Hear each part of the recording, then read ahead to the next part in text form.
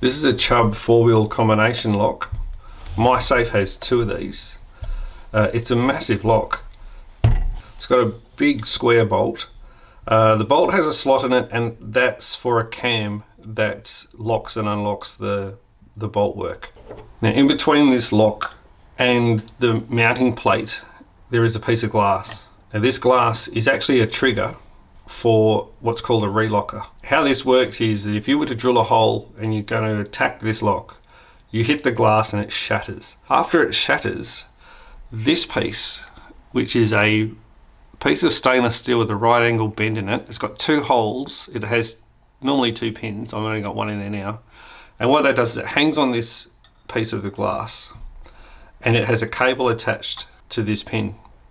So when it smashes, this will drop. The cable goes slack, and at the other end of the cable, somewhere in the door, there is a relocker. Now, there's usually like a spring-loaded pin that locks the bolt work independent of this lock. So if you were to unlock this lock or even knock it off the back of the door, the bolt work will still be locked in place by this relocker.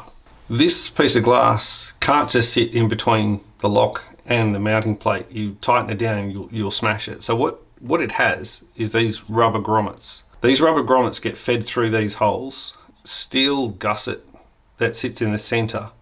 And when you tighten it down, what you're doing is you're tightening the body of the lock onto the gusset. So that's a gusset inside there. And then that in turn gets tightened down onto the mounting plate. You can see this grommet is just, it's actually quite useless, and I wouldn't use it anyway. So what I've done is I've turned up these 2 halves, and then I've just put a steel gusset that I've made up in between them. Now, the gusset is just slightly longer than these 2 pieces are wide, and when you put them in the glass, what you end up with is that. And then that will sit like so. So then you have another one like that, and then another one in there. I did want to have a digital lock. I couldn't fit a digital lock in the place of this one because the stud pattern is all different. It's a lot smaller. The bolt doesn't have this slot in it, so I couldn't connect the lock to that cam. What I did was I fitted a digital lock inside the Chubb 4-wheel and then connected the Chubb bolt to the digital lock bolt.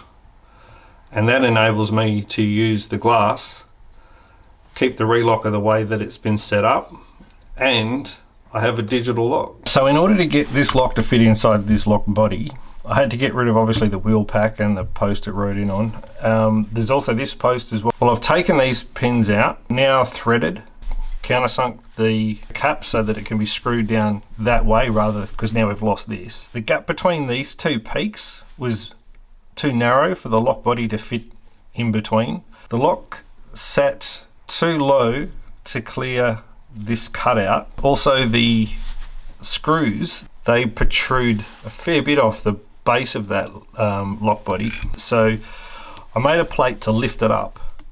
That's the end result. They've been milled back a little bit. This plate has the stud pattern to suit the digital lock. The thickness of this basically flush with this level. So I had to mill that back so that it would fit inside this bolt. The bolt's not solid, which was very handy for me.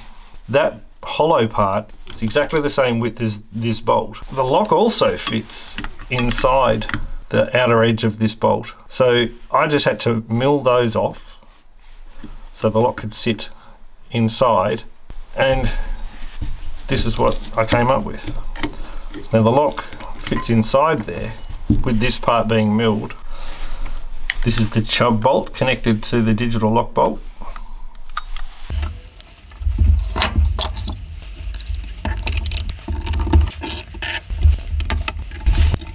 That's my digital lock.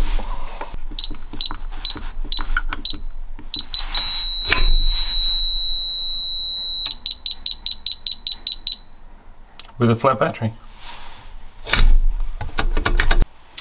So this is the second lock in the safe. Now rather than it just be made redundant, I can turn this into a relocker. There was two things I needed to do. First was to make the bolt spring loaded, and the second thing was to have it retained by a cable which I can attach to one of the triggers. The way I connected the cable to the bolt was that it had this drop arm, so it doesn't need to be there anymore.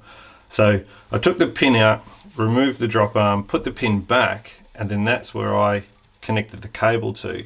I put a hole in the top corner. Now, to make the bolt spring loaded, it has the same recess. So I could use the spring to sit inside that recess. So I made this piece. Now, all it does is it has the pin that goes through that post. Now I've put a hole in that post. A bit of a spacer because the spring was a little bit short. And then that little step, the recess there, was so that the spring can sit on this component without falling off. So that sits inside there, which is where the hole is. Keeps the spring straight, goes inside the recess of this bolt, and spring loaded. So this is another trigger. There's actually one for each lock. This overhangs the bolt and it's bolted down on the post where the cam is bolted to. It has a pin and a spring placed underneath this bracket. Now the end of this pin ends up going into the back of the door. So the cable goes around the pin. If you were to knock the bolt back or the cam, you would be pushing this away from the back of the door as well, which is what's holding this pin in place. As soon as that comes out of the door, this will drop and then the cable goes slack, and then you've got another trigger. So there's one for each lock, and you can have them like connected together. They could be independent, whichever way. That's the cable that comes out of the relocker, travels up to the piece of glass where it's anchored on that pin. There's another relocker just inside there. It also has a cable that comes up the back of the safe, goes in between that pivot point and the lock. It goes around that top trigger, and then it comes down and it's anchored to that second trigger. So there's your block, that's your cam, it's attached to the bolt. At the moment the cam is not in the path of this block. It can move back and forward. But when you lock the lock, it rotates the cam, and the cam then becomes an obstruction to this block. So now it blocks the path and you can't open it.